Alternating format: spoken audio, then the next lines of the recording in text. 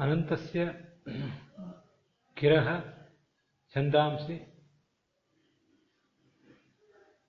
ಗೃಣಂತಿ.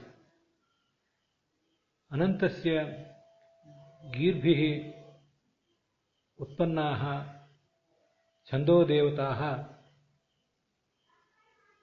ಅನಂತಸ್ಯ ಮಹಿಮಾನಂ ಗೃಣಂತಿ ಇತ್ಯರ್ಥಃ. ಭಾಗವತದ 2ನೇ ಸ್ಕಂದದ 1ನೇ ಅಧ್ಯಾಯದ 31ನೇ ಶ್ಲೋಕದಲ್ಲಿ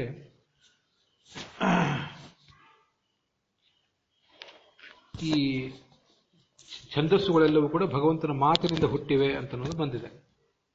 ಅಲ್ಲಿ ಛಂದಸ್ಸುಗಳು ಅಂದರೆ ಛಂದೋಭಿಮಾನಿ ದೇವತೆಗಳು, ಅವರೆಲ್ಲರೂ ಕೂಡ ಭಗವಂತನ ಮಾತಿನಿಂದ ಹುಟ್ಟಿದ್ದಾರೆ ಮತ್ತು ಅವರೆಲ್ಲರೂ ಕೂಡ ಭಗವಂತನನ್ನು ಸ್ತುತಿಸ್ತಾರೆ ಅಂತಿಷ್ಟು ವಿಷಯ ಬಂದಿದೆ.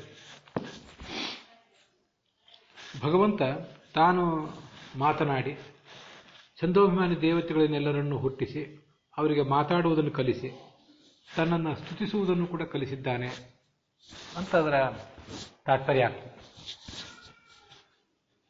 ಹೀಗೆ ಭಗವಂತನ ಅನಂತ ಮಹಿಮೆಯನ್ನು ಯಾರು ಸ್ತುತಿಸುವುದಿದ್ರೆ ಅದು ಭಗವಂತನಿಗೆ ಪೂರ್ಣವಾಗಿ ಸಾಧ್ಯ. ಉಳಿದವರು ಆತ ಕಲಿಸಿದಂತೆ ಒಂದಿಷ್ಟನ್ನೇನಾದರೂ ಮಾಡಬೇಕಷ್ಟೆ. ಈ ಒಂದು ಸಂಗತಿಯ ವಿವರ ನಮಗೆ ಕಾಣ್ತದೆ, ನಾವು ಅದನ್ನು ಗಮನಿಸಬೇಕು. ಋಗ್ಭಾಷ್ಯದ 1ನೇ ಸೂಕ್ತವನ್ನು ವಿವರಿಸುವಂತಹ ಒಂದು ಪ್ರಸಂಗ. ಅಲ್ಲಿ ಹೀಗೆ ಆಚಾರ್ಯರು ಈ ಛಂದೋಭಿಮಾನಿ ದೇವತೆಗಳ ವರ್ಣನೆಯನ್ನು ಮಾಡಿದ್ದಾರೆ. ಅದಕ್ಕನುಸಾರವಾಗಿ ಯಾವ್ಯಾವ ದೇವತೆ ಆ ಛಂದಸ್ಸಿಗೆ ಅಭಿಮಾನಿನಿಯರಾಗಿದ್ದಾರೆ ಅಂತ ಅನ್ನೋದನ್ನು ಗಮನಿಸಬೇಕು. 41ನೇ ಶ್ಲೋಕದಿಂದ ಆರಂಭಿಸಿ ಮುಂದೆ 44ನೇ ಶ್ಲೋಕದವರೆಗೆ ಈ ಎಲ್ಲ ಛಂದೋಭಿಮಾನಿ ದೇವತೆಗಳನ್ನು ಆಚಾರ್ಯರು ಹೇಳಿದ್ದಾರೆ. ಗಾಯತ್ರಿ ಬೃಹತಿ ಜೈವ ತಾತ್ಸರ್ವ ಗರುಡಸ್ತಥಾ ಬ್ರಹ್ಮಾಣ್ಯನುಷ್ಟುಭಿಂದ್ರಾಣಿ ತ್ರಿಷ್ಟುಪ್ ಸ್ವಾಹೇತಿ ಚೋಚ್ಯತೆ. ಗಾಯತ್ರಿ ಜಗತಿ ಚೈವ ವಾರುಣಿ ರೋಹಿಣಿ ತಥಾ ಅನುಷ್ಟುಪ್ ಬೃಹತಿ ಚೈವ ತಾರಾ ಪಂಕ್ತಿಶ್ಚಚಿ ತಥಾ ಉಷ್ಣಿಕ್ ಸೌರಿ ಜಗತ್ಯಶ್ಚ ಸರ್ವದೇವಸ್ತ್ರೀಯೋ ಮತಾಃ ವಿರಾಣ್ ಮಿತ್ರಾವರುಣಯೋರ್ ಭಾರ್ಯೇ ಇತಿ ಚ ಕೀರ್ತ್ಯತೆ. ಅತಿಚ್ಛಂದಾಂಸಿ ಸರ್ವಾಣಿ ಸರ್ವದೇವ್ಯಃ ಪ್ರಕೀರ್ತಿತಾಃ ವಿರಾಡಿತಿ ಚ ನಾಮಾಸಾಂ. ಇದಕ್ಕನುಸಾರವಾಗಿ ಗಾಯತ್ರಿಷ್ಣಿಗ್ ಅನುಷ್ಟುಪ್ ಚ ಬೃಹತಿ ಪಂಕ್ತಿರೇವ ಚ ತ್ರಿಷ್ಟುಪ್ ಜಗತ್ಯತಿಚ್ಛಂದೋ ಯಷ್ಟ್ಯತ್ಯಷ್ಟಿ ವಿರಾಟ್ ಅಂತ ಭಾಗವತದಲ್ಲೇ ಮುಂದೆ ಬಂದಿರುವಂತೆ 7 ಛಂದಸ್ಸುಗಳನ್ನೇನೆ ಹೇಳಿದ್ದಾರೆ. ಅದರ ದೇವತೆಗಳು ಈ 7 ಜನ, ಇಷ್ಟು ಜನ ದೇವತಾಸ್ತ್ರೀಯರು. ಈ ಗಾಯತ್ರಿ ಮಂತ್ರಕ್ಕೆ ಲಕ್ಷ್ಮೀ, ಸರಸ್ವತಿ, ಭಾರತಿ, ಗರುಡ ಮತ್ತು ಅಗ್ನಿಪತ್ನಿಯಾದ ಸ್ವಾಹ ಇವಿಷ್ಟು ಜನ ದೇವತೆಯರು. ಅದಾದ್ಮೇಲೆ ಮುಂದೆ ಬರುವಂಥದ್ದು ಉಷ್ಣಿಕ್ ಛಂದಸ್ಸು, ಅದಕ್ಕೆ ಸ್ವಾಹ ದೇವತೆ. ಇದು ಪ್ರತಿಯೊಂದಕ್ಕೂ ಕೂಡ 4 ಅಕ್ಷರಗಳ ವ್ಯತ್ಯಾಸ ಇರ್ತದೆ. ಗಾಯತ್ರಿಗೆ 24 ಅಕ್ಷರ ಇದ್ದರೆ ಉಷ್ಣಿಕ್ಕಿಗೆ 28 ಅಕ್ಷರ ಇರ್ತದೆ. ಅನುಷ್ಟುಪ್ಪಿಗೆ 32 ಅಕ್ಷರ ಇರ್ತವೆ, ಅದು ಗೊತ್ತಿದೆ.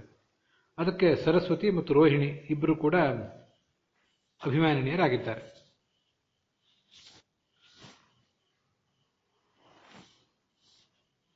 ಬ್ರಹ್ಮಾಣಿ ಅನುಷ್ಟುಪ್, ಬ್ರಹ್ಮಾಣಿ ಅಂದರೆ ಸರಸ್ವತಿ, ಅವಳು ಅನುಷ್ಟುಪ್ ಛಂದಸ್ಸಿಗೆ ದೇವತೆ. ರೋಹಿಣಿ ತಥಾ ಅನುಷ್ಟುಪ್ ಅಂತ ಬಂದಿರೋದ್ರಿಂದ ಹೀಗೆ ಒಟ್ಟಾರೆ ಅನುಷ್ಟುಪ್ ಛಂದಸ್ಸಿಗೆ ಸರಸ್ವತಿ ಮತ್ತು ರೋಹಿಣಿಯರು ಅಭಿಮಾನಿ ದೇವತೆಯರು. ಬೃಹತಿ ಛಂದಸ್ಸಿಗೆ ಲಕ್ಷ್ಮೀ, ಸರಸ್ವತಿ, ಭಾರತಿ, ಗರುಡ ಮತ್ತು ತಾರಾದೇವಿ ಇವರೆಲ್ಲರೂ ಕೂಡ ಆ ಬೃಹತಿ ಛಂದಸ್ಸಿಗೆ ಅಭಿಮಾನಿನೇ ಅಂತ ಕರೆಸ್ಕೋತಾರೆ. ಪಂಕ್ತಿ ಅಂತ ಅದರ ಮುಂದಿನ ಛಂದಸ್ಸು, ಅದಕ್ಕೆ ಶಚಿ ದೇವತೆ. ತ್ರಿಷ್ಟುಪ್ ಛಂದಸ್ಸಿಗೆ ಅದಕ್ಕೂ ಶಚಿ ದೇವತೆ. ಇಂದ್ರಾಣಿ ತ್ರಿಷ್ಟುಪ ಪಂಕ್ತಿ ಶಚಿ ತಥಾ ಅಂತಿರುವುದರಿಂದ ಪಂಕ್ತಿ ಮತ್ತು ತ್ರಿಷ್ಟುಪ್ ಛಂದಸ್ಸಿಗೆ ಎರಡಕ್ಕೂ ಕೂಡ ಇಂದ್ರಪತ್ನಿ ಶಚಿ ದೇವತಾ ಅನಿಸ್ಕೊಂಡಿದ್ದಾಳೆ. ಜಗತಿ ಛಂದಸ್ಸಿಗೆ ವರುಣನ ಪತ್ನಿ ವಾರುಣಿ ಮತ್ತು ಸರ್ವದೇವತಾ ಸ್ತ್ರೀಯರು ಕೂಡ ಸಾಮಾನ್ಯವಾಗಿ ಅಭಿಮಾನಿಯರಾಗಿದ್ದಾರೆ. ಇವಿಷ್ಟು ಹೀಗೆ 7 ಛಂದಸ್ಸುಗಳು. ವಿರಾಟ್ ಛಂದಸ್ಸು ಅಂದರೆ ಇದನ್ನ ಎಲ್ಲ ಅಕ್ಷರಗಳ ನಿಯಮವನ್ನು ಮೀರಿದಂತಹ ಮುಂದಿನ ಛಂದಸ್ಸು. ಅದಕ್ಕೆ ಮಿತ್ರಾವರುಣರ ಪತ್ನಿಯಾದ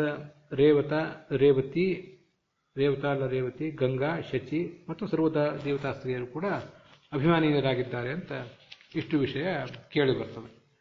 ಇದನ್ನ ಈ ಹಿಂದಿನ ಭಾಗದಲ್ಲಿ ಹೇಳಲಿಕ್ಕಾಗಿರಲಿಲ್ಲ.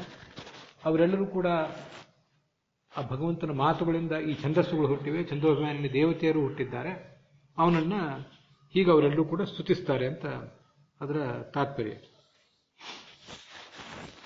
ಅದರೊಂದಿಗೆ 2ನೇ ಸ್ಕಂದದ 1ನೇ ಅಧ್ಯಾಯದ ಸಮಾಪ್ತಿ ಆಗಿದೆ. ಹುಸಿಯನಾಡಿ ಹೊಟ್ಟೆ ಒರೆವ ವಿಷಯದಲ್ಲಿ ರಸಿಕನೆಂದು ಹುಸಿಗೆ ಹಾಕಿದಿರುವೆನ್ನ ಹೃಷಿಕೇಶನೆ, ಈಶನಿನ್ನ ಚರಣ ಭಜನೆ ಆಸೆಯಿಂದ ಮಾಡುವೆ, ದೋಷರಾಶಿ ನಾಶ ಮಾಡು ಶ್ರೀಶಕೇಶವ. ಶ್ರೀಕೃಷ್ಣಾರ್ಪಣ ವಸ್ತು.